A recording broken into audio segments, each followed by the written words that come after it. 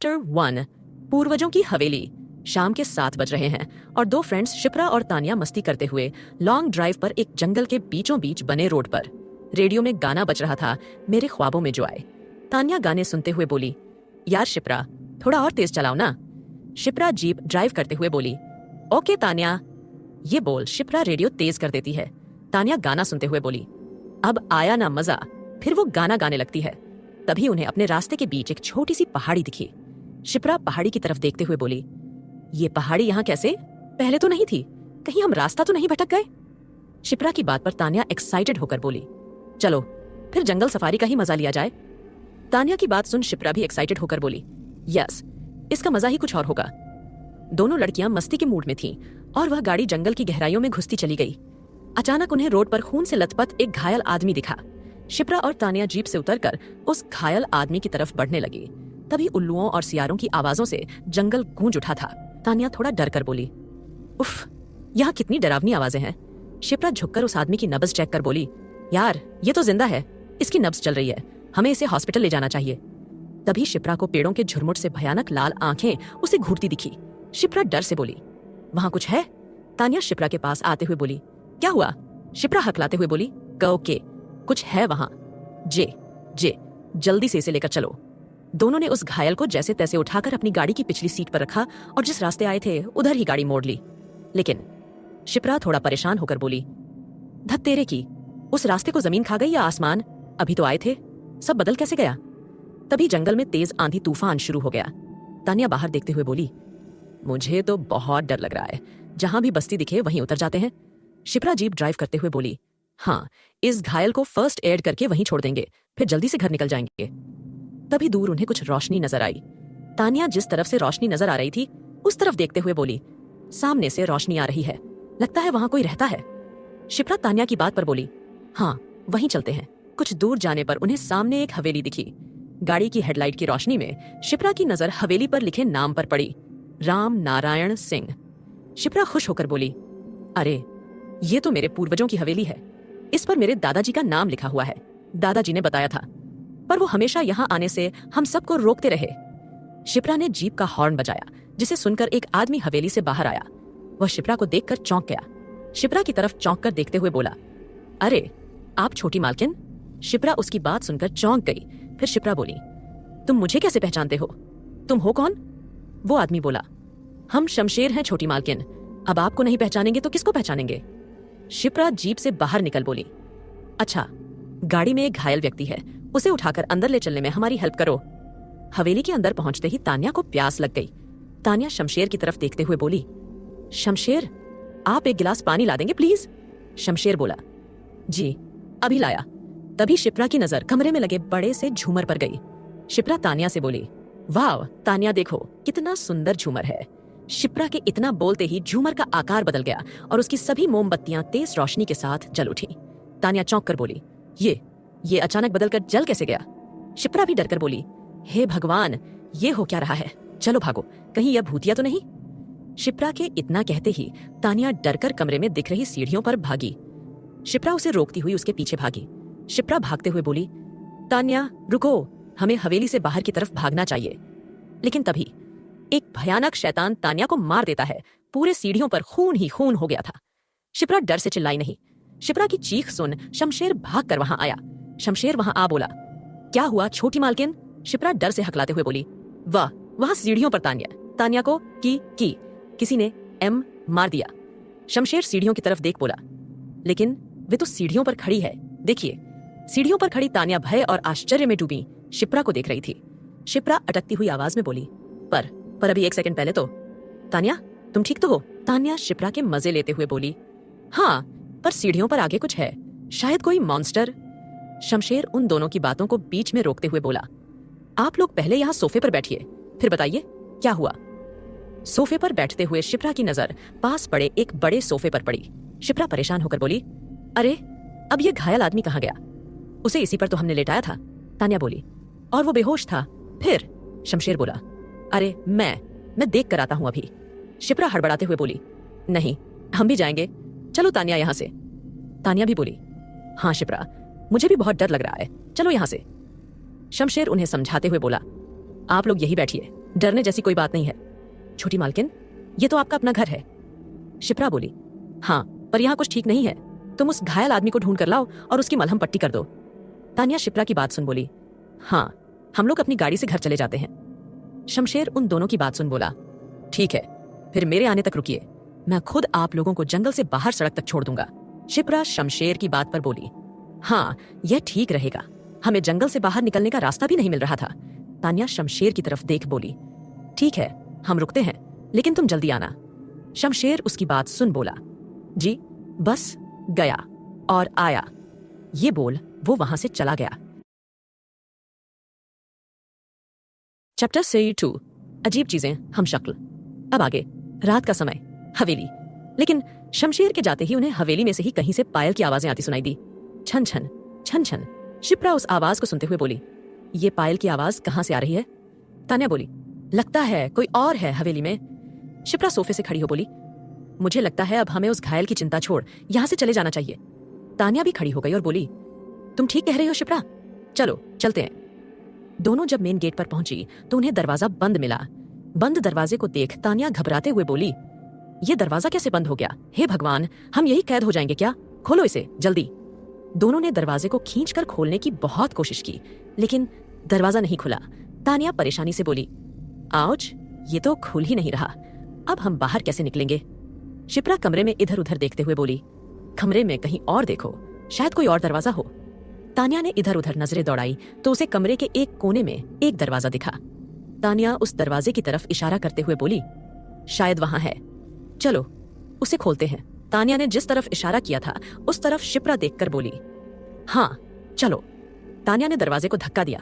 हल्के धक्के से ही वह दरवाजा तेज आवाज के साथ खुल गया और दरवाजा खुलते ही धूल का एक झोंका सा आया जिससे दोनों की आंखें भींच गईं। तभी कुछ गिरने की आवाज आई। शिप्रा डरकर बोली, ये आवाज कैसी है? तान्या भी डरते हुए बोली, यार रहने देना, बहुत डर लग रहा है, दरवाजा बंद कर देते हैं। शिप्रा थोड़े हिम्मत से बोली, हिम्मत करके बढ़ो, बाहर निकलने का रास्ता तो ढूंढना ही होगा ना। शिप्रा की बात पर तान्या बोली, तू जाकर देख, मेरे पास इतनी हिम्मत नहीं है, मैं यही खड़ी हूं। वह अंधेरा कमरा शायद वर्षों से बंद था। धूल के गुब्बार के साथ बिल्ली के रोने की आवाज और मकड़ियों की मौजूदगी ने माहौल डरावना कर दिया। धूल का गुब्बार झड़ने पर शिप्रा डर से सामने देखते हुए बोली, इतने सारे ताबूत किसने रखे और क्यों? शिप्रा के इतना कहते ही ताबूतों में लगे शीशे चमकने लगे और उस अंधेरे कमरे में उजाला हो गया। अचानक शिप्रा कमरे में रखे एक बड़े से ताबूत से टकरा गई। आउच! शिप्रा दर्द में बोली और वह कुछ देखकर बुरी तरह से डरकर चीख उठी। ताबूत में रखा कंकाल अपना एक हाथ उठाकर हंस रहा था। हा हा हा हा हा हा हा हा। शिप्रा की चीख सुनकर बाहर खड़ी तान्या चिल्लाते हुए बोली, बाहर आ जाओ शिप्रा, बाहर आओ जल्दी। अचानक हॉल में रखी मोमबत्तियां बुझ गईं और पूरा माहौल तबलों की थाप और घुंघरुओं की आवाज से भर गया। पागल और किसी के नाचने की आवाजें आने लगी। छनन छनन छुम छुम छुन, त्रिकीट धा धा धा, त्रिकीट त्रिकीट त्रिकीट त्रिकीट धा। तान्या डर और घबराहट में खुद से बोली, अरे ये मोमबत्तियां कैसे बुझ गई? और लग रहा है जैसे कोई डांस कर रहा हो। ये सब हो क्या रहा है? शिप्रा की बच्ची, जल्दी बाहर आ। तभी तबले और घुंघरुओं की आवाज बंद हो गई और हॉल में किसी के भारी कदमों से चलने की आवाज सुनाई देने लगी। तान्या घबराते हुए बोली, हे भगवान, मुझे लग रहा है जैसे हॉल में कोई चल रहा हो। ये तबले और घुंघरुओं की आवाज सुनाई देने के बाद अचानक बंद कैसे हो गई? उधर उस कमरे में किसी दृश्य शक्ति ने शिप्रा के हाथों को जकड़ लिया था। शिप्रा डर से बोली, ये क्या हो गया है मेरे हाथों को? ऐसा लग रहा है जैसे किसी ने जकड़ लिया हो और छोड़ भी नहीं रहा। आह आह। अचानक एक तेज आवाज के साथ शिप्रा का हाथ छूट गया और वो फर्श पर गिर गई।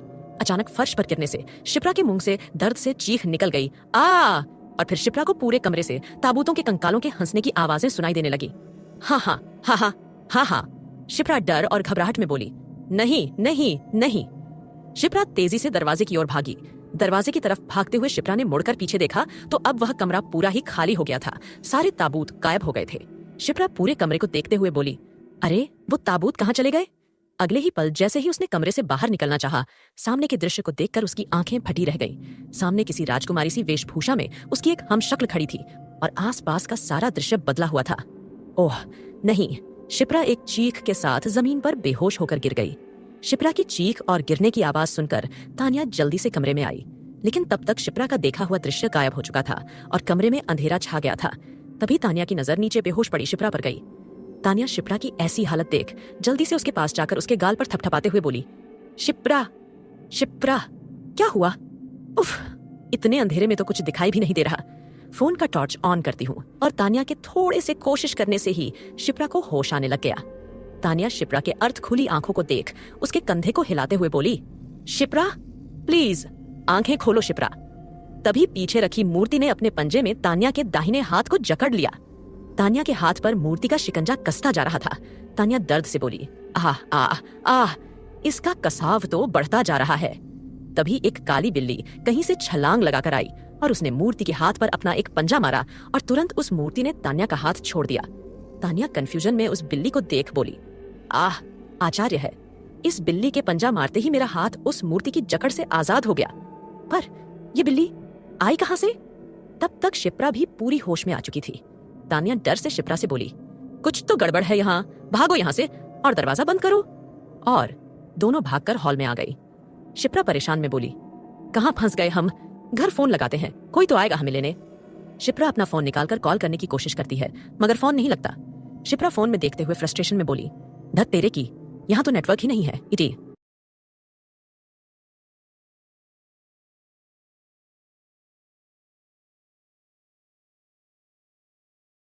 चैप्टर 3, झरबेरिया की कोठरी, अंजाम। तानिया परेशानी में बोली, अब क्या करें? अगर पहले ये सब पता होता तो हम इस हवेली में बिल्कुल नहीं आते। शिप्रा बोली, प्यास के मारे मेरा गला सूख रहा है, अगर पानी ना मिला तो जान ही निकल जाएगी। तानिया शिप्रा की बात सुन बोली, मैं ढूंढती हूँ, शायद कहीं पानी मिल जाए। तभी अचानक पायल की आवाज सुनाई देने लगी, छन छन छन छन। पायल की आवाज बढ़ती ही जा रही थी। तानिया डर से बोली, मैं नहीं जा रही कहीं, पायलों की आवाज आ रही है। उसकी बात पर शिप्रा बोली, हाँ आवाज तो मुझे भी सुनाई दे रही है, पर आ कहां से रही है? छन छन छन छन। और तभी उन्हें एक औरत अपनी ओर आती नजर आई। अचानक उस औरत को देखकर दोनों चौंक गई। शिप्रा डर से घबराते हुए बोली, ये कौन है? तानिया भी डर और हैरानी से उस औरत को देखते हुए बोली, हमसे तो दरवाजा हिला भी नहीं, ये कैसे दरवाजा खोलकर अंदर आ गई? तभी वह औरत उनके करीब आ गई। वह औरत शिप्रा की तरफ देख मुस्कुराते हुए बोली, तो आ गई तुम शिप्रा बिटिया, चलो हमारा इंतजार पूरा हुआ। उस औरत की बात पर तानिया कंफ्यूज होते हुए बोली, किस इंतजार की बात कर रही हो तुम यहाँ आई कैसे? तानिया को कंफ्यूजन होते देख वो औरत बोली, अरे ये हमारी छोटी मालकिन है ना, आने का क्या है, बहुत देर से नींद टूटी, देखा आज दूज की रात है तो यहाँ चली आई। शिप्रा हैरानी से उस औरत से बोली, तुम मुझे कैसे जानती हो?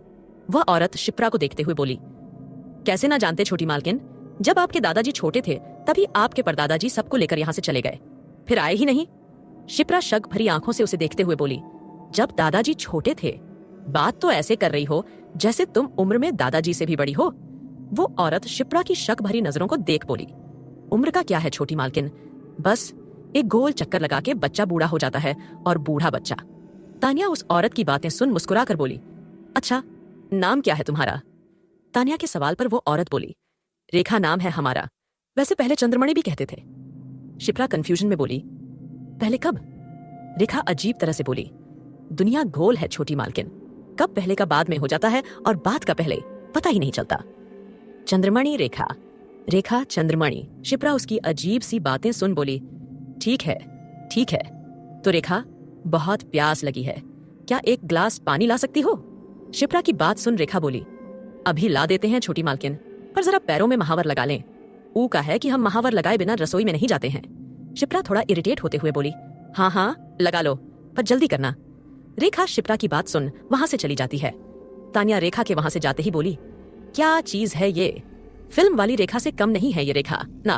उधर हवेली के बाहर शमशेर उस घायल आदमी को ढूंढ रहा था। शमशेर इधर उधर देखते हुए बोला, कहाँ चला गया? शमशेर की नजर पास के एक कुएं पर पड़ी। शमशेर उस कुएं की तरफ देखते हुए बोला, उधर देखता हूँ। शमशेर ने कुएं में झांक कर देखा और आवाज भी लगाई। शमशेर कुएं में देखते हुए बोला, कहीं कुएं में तो नहीं गिर गया? कोई है? कोई है?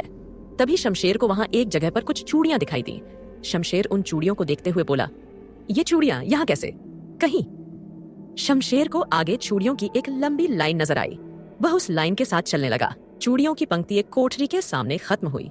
शमशेर कोठरी की तरफ देखते हुए बोला, झरबेरिया की कोठरी का यह दरवाजा कैसे खुल गया? कहीं उसमें तो नहीं। उधर दोनों लड़कियां रेखा के पानी लाने का इंतजार कर रही थी। जिस तरफ रेखा गई थी उस तरफ शिप्रा देखते हुए बोली, ये रेखा कहाँ चली गई? अभी तक पानी नहीं लाई। तान्या उसकी बात सुनकर बोली, हाँ यार, बड़ी देर हो गई। तभी उन्हें सामने की दीवार पर एक बड़ी लाल बिंदी नजर आई। तान्या दीवार की तरफ इशारा करते हुए बोली, शिप्रा, उस दीवार पर देख, वह क्या है? तान्या के इतना कहते ही दीवार की वह बड़ी बिंदी एक हंसती हुई स्त्री के चेहरे में बदल जाती है। हा हा हा हा हा हा हा हा। वो स्त्री उन दोनों की तरफ देखते हुए हंसने लगती है। तान्या दीवार की तरफ डर से देखते हुए बोली, दीवार पर ये। शिप्रा भी डर से बोली, चलो किचन में रेखा के पास चलते हैं। तान्या भी बोली, हाँ जल्दी चलो, जल्दी। लड़कियों को किचन के दरवाजे के बाहर रेखा पैरों पर महावर लगाती हुई दिखी।